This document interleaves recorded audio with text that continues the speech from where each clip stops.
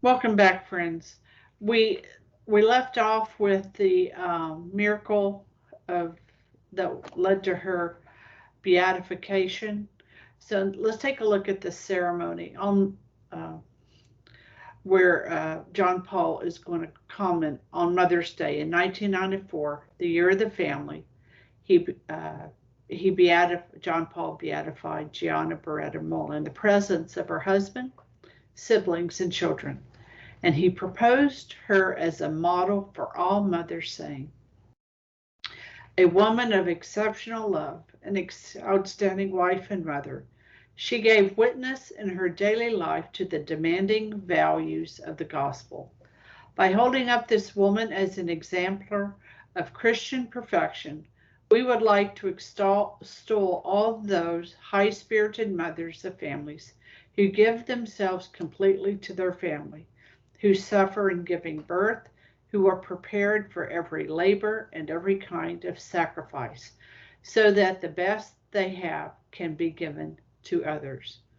Gianna's daughter, Gianna Emanuela, herself a medical doctor, gave the following testimony at Maracana Stadium in Brazil during the Second International Celebration of the Family, 1997.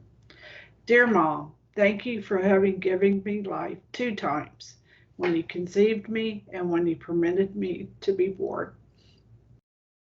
My life seeks to be the natural continuation of your life, of your joy of living, of your enthusiasm, and it finds its full meaning in the engagement and dedication to whoever lives in suffering.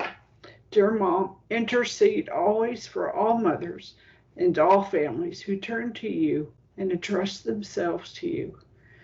Reportedly, her words brought tears to the eyes of John Paul II, and they brought my tears to mine. Mm-hmm. A second miracle was needed for her to be elevated to sainthood. A case came to the postulation's attention from Franca, Brazil, which promoted a diocesan investigation from the 31st of May to the 1st of August 2001. The closure of this investigation saw documents sent to the CCS who validated the process. Okay. All right. I'm sorry, my friends. I don't see where the miracle was. I just have the documentation and dates, but what is it? I don't know. At an ordinary consistory, sorry. So she was proclaimed as a saint of the Roman Catholic Church. Let's see, where in the world did I get that? I committed the sin of Wikipedia. Yes. Mea culpa, mea culpa. That's the problem, right? Because that's the problem. So all right. So I'll stop there, and then we can have an exhortation. Right. Sounds like a good idea. Yeah, because I do remember that there was a miracle. I don't remember what it was. I don't remember where it was, and so we'll see what we can do. Or that could be homework, my friends. You can use the internet too. So exhortation. Sanctity in and of itself is really a bar too high for us alone to achieve. Matthew 7:13, our Lord's real clear. Enter by the narrow gate, for the gate is wide and the way is easy that leads to destruction, and those who enter by it are many. For the gate is narrow and the way is hard that leads to life, and those who find it are few. But then our Lord also said, Matthew 19:26, with men this is impossible, but with God all things are possible, even accepting an untimely and painful death and of achieving a Catholic marriage. Right. Absolutely. Yeah, I mean, people think that the hard thing is not worth doing, but really it's the only thing worth doing. That's right. That's right. That's right. That's right.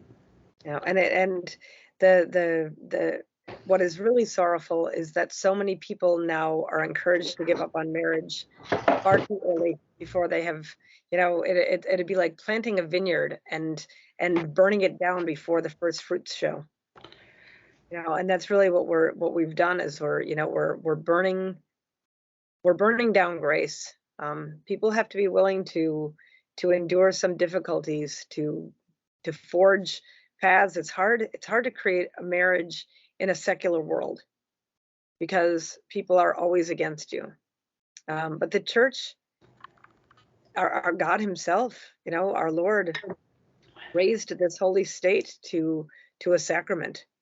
And because he has done that, I love that element in the prayer of marriage where it says it's one of the only graces that Adam and Eve received that was not lost as a result of original sin.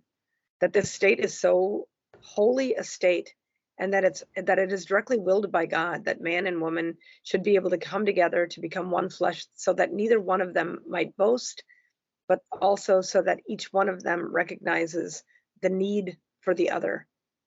And I do hope that any young moms who are listening to this will take to heart those lessons, that these holy men and women are there, that they're friends, that they are intercessors, and that when we have recourse to them and to their prayers in heaven, they do grow in joy, they do grow in glory, they do grow in stature, because our Lord can't be outdone in generosity. So when they bestow blessings upon us, blessings are bestowed upon them.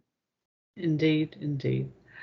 All right, my friends, we'll take up, God willing, in the next set of episodes, tips and tricks for the rest of us. Till then, my friends, Fides Oratio.